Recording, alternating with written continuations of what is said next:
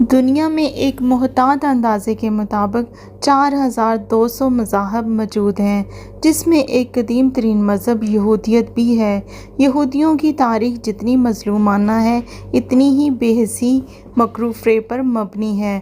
اپنے پیشوا کی تضلیل کرنا، موصلوں کے ساتھ دغا بازی کرنا اور پیچھے سے وار کرنا ان کا وتیرۂ خاص رہا ہے۔ یہودیوں کی اس ناپاک عزائم اور شاطرانہ فطرت کی وجہ سے ضلالت ان پر مسلط رہی۔ یہ تاریخ کی سب سے تباہ حال رسوا قوم رہی۔ اس وقت پوری دنیا میں یہودیوں کی تعداد 1,47,07,400 سے زیادہ نہیں۔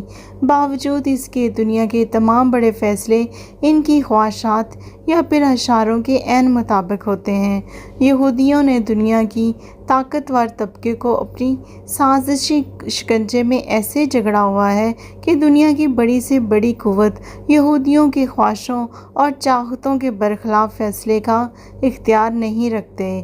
یہودی دنیا کی واحد قوم ہے کہ ان کے پاس اپنی کوئی زمین نہیں، بلکہ استعماری قوتیں بین الاقوامی آقاؤں کی مدد سے مشرق وسطیٰ کے قلب ارض مقدس انبیاء علیہ السلام کی سرزمین فلسطین پر بزور قوت ناجائز قابض ہیں۔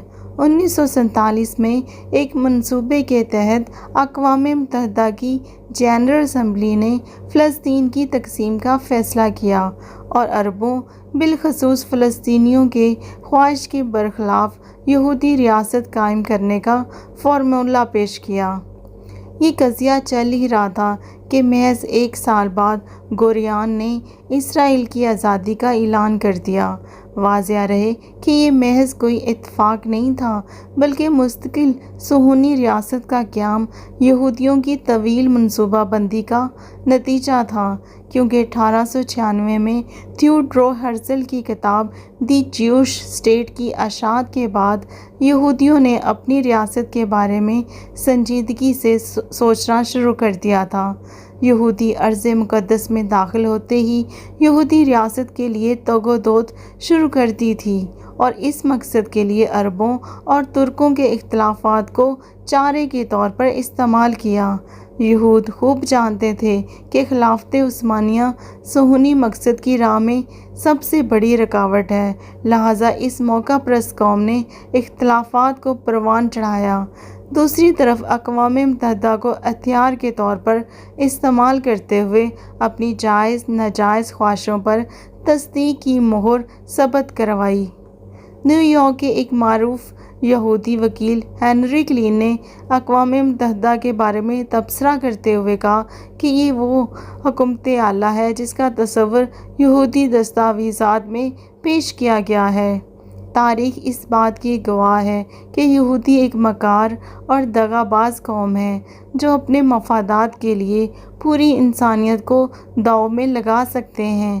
واضح رہے کہ اسرائیلیوں نے ارض مقدس پر صرف قبضہ نہیں کیا، بلکہ ظلم و بربریت کی وحشتناک تاریخ رقم کی ہے۔ جس دن سے یہودی مشرق وسطیٰ میں داخل ہوئے اور اسرائیل کی بنیاد رکھی، اس دن سے مشرق وسطیٰ تخریب کاری، بدعنوانی اور دہشت گردی کی آماج گاہ بن گیا ہے۔ 1948 کے بعد سے صہیونیوں ارض مقدس پر جو ظلم و بربریت کا مظاہرہ کیا ہے، وہ انسانیت کے ماتھے پر بدنما داغ سے بڑھ کر کچھ نہیں۔ یہود کا مجرمانہ کردار کسی ذی ہوش انسان پر مخفی نہیں۔ سرزمین فلسطین کی عبادت گاہیں، ٹوٹی ہوئی سڑکیں، ویران تجارت گاہیں، اجڑی ہوئی بستیاں، ملبوں میں دبے عمارات، قبرستان صہیونیوں کی دہشت گردی درندگی کا واضح نشان ہے۔ اسرائیل کی خیانت اور دغا بازی کو دیکھتے ہوئے بیشتر مسلمان حکمرانوں نے آج تک اسرائیل کو قبول نہیں کیا۔ اگر کسی مسلمان حاکم نے قبول بھی کیا ہو تو عوام کسی صورت قبول کرنے کو تیار نہیں۔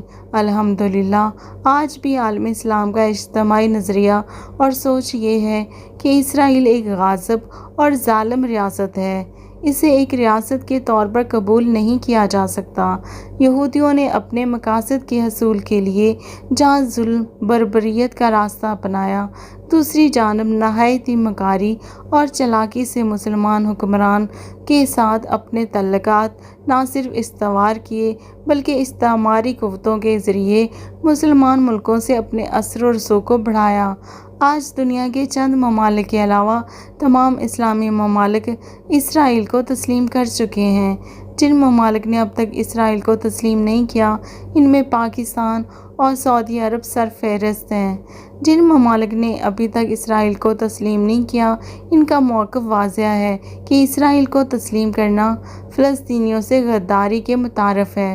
دوسری جانب اسرائیل اپنا وجود منوانے کے لیے سر توڑ کوششوں میں مصروف ہے۔ ایسا لگتا ہے کہ وہ اپنے مقصد کی جانب کامیابی سے گامزن ہے۔ اسلامی ممالک کے سربراہان کا اسرائیل کے حوالے سے نرم گوشہ عالم اسلام کے لیے کافی حد تک تشویش کا باعث ہے۔ یہاں سوال یہ پیدا ہوتا ہے کہ کیا اسرائیل کے ساتھ کوئی معاہدہ کامیاب بھی ہو سکتا ہے؟ کیا اسرائیل سے یہ امید کی جا سکتی ہے کہ وہ عہد وفا کرے گا؟ کیا ماضی میں عرب دنیا سے کیے گئے کسی معاہدے کا پاس رکھا؟ 1977 میں PLO نے اسرائیل کو امن کے حوالے سے ایک مکمل معاہدہ پیش کیا، مگر اسرائیل اس میں شامل نہیں ہوا۔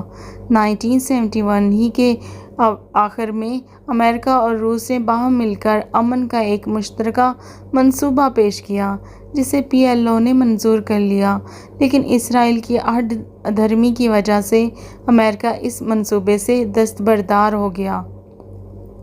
نومبر 1978 یاسر عرفات نے معمولی شرائط و ضوابط پر اسرائیل کو تسلیم کرنے کا عندیہ دیا اور ریپبلکن ممبر پال فنڈے کو بتایا کہ وہ امن کے معاملے پر امریکہ سے گفتگو کرنا چاہتے ہیں، لیکن اسرائیل نے یاسر عرفات کی اس کوشش کو نظر انداز کر دیا۔ 1982 میں سعودی عرب، عراق، شام اور اردن سب نے مل کر امن کی پیشکش کی، لیکن اسرائیل نے حسب روایت ان ممالک کی پیشکش کی طرف التفات نہیں کیا۔ 1933 میں جب 30,000 یہودی فلسطین میں داخل ہوئے اور فسادات کا آغاز ہوا، تب سے مسلمان حکمران اسرائیل کو صرف مذاکرات کی میز پر ہی بلا رہے ہیں اور اسرائیل کے ظلم اور بربریت کے ساتھ فلسطین پر قبضہ بڑھا ہی رہا ہے۔ کیا نام نہاد امن کی متلاشی مسلمان حکمران یہ بھول گئے ہیں کہ اسرائیل عالم اسلام کے قلب میں گھونپا گیا وہ خنجر ہے جس نے مسلمان خاص کر کے عربوں کی تاریخ کو زخموں سے چور کیا ہوا ہے؟ پھر اس دغا باز قوم پر اعتماد کیوں؟ اور صہیونیوں کی نظر میں مسلمان حکمرانوں کی حیثیت کیا ہے؟ یاد رہے کہ اسرائیل بزور قوت فلسطین پر گھس بیٹھا ہے۔ اسرائیل اپنی جانب سے کسی کو فائدہ نہیں پہنچاتا، حتیٰ کہ خود یہودیوں کو بھی نہیں۔ پھر بھلا مسلمانوں کا خیر خواہ کیسے ہو سکتا ہے؟ یاد رہے یہودیوں کی تاریخ اس بات کی گواہ ہے کہ وہ کسی صورت کسی معاہدے کی زنجیر میں مقید نہیں ہونا چاہتے، اور اگر وقتی فائدے یا مجبوری کے پیش نظر معاہدہ کر بھی لیں تو اس کو پورا نہیں کرتے۔ کیا صحرائے سینا کا تاریخی واقعہ، بنو قریظہ، خیبر کا واقعہ اور ماضی قریب و بعید کے سینکڑوں واقعات صدیوں پر محیط تاریخ یہودیوں کی منافقت اور دغا بازی کو سمجھنے کے لیے کافی نہیں؟ اسرائیل قوم متحدہ کا سہارا لے کر فلسطین پر قابض تو ہو گیا، لیکن صہیونی ریاست کی حدود تعین نہیں کی۔ اس کے پیچھے صہیونیوں کا ناپاک عزائم کار فرما ہے، جس کے تحت عظیم تر اسرائیل کا بنیاد رکھنا ہے۔ یہ دنیا کی واحد ملک ہے جس کا کوئی حدود تعین نہیں کیا گیا۔ واضح رہے کہ اس وقت بھی اسرائیل جتنی زمین پر قابض ہے، یہ اس حصے سے 1/3 سے زیادہ حصہ ہے جس پر اقوام متحدہ نے صہیونیوں کو قیام کی اجازت دی تھی۔ اس پر آشوب حالات میں عالم اسلام کو ہوش کے ناخن لینے کی ضرورت ہے۔ اسلامی نظریاتی اور جغرافیائی سرحدات کے تحفظ کے لیے صہیونی سازشوں کو سمجھنے اور اس سے لڑنے کی اشد ضرورت ہے۔ کہیں ایسا نہ ہو کہ امت خواب غفلت میں سوئی رہے اور دشمنوں کے تدبیر کامیابی سے ہمکنار ہو جائے۔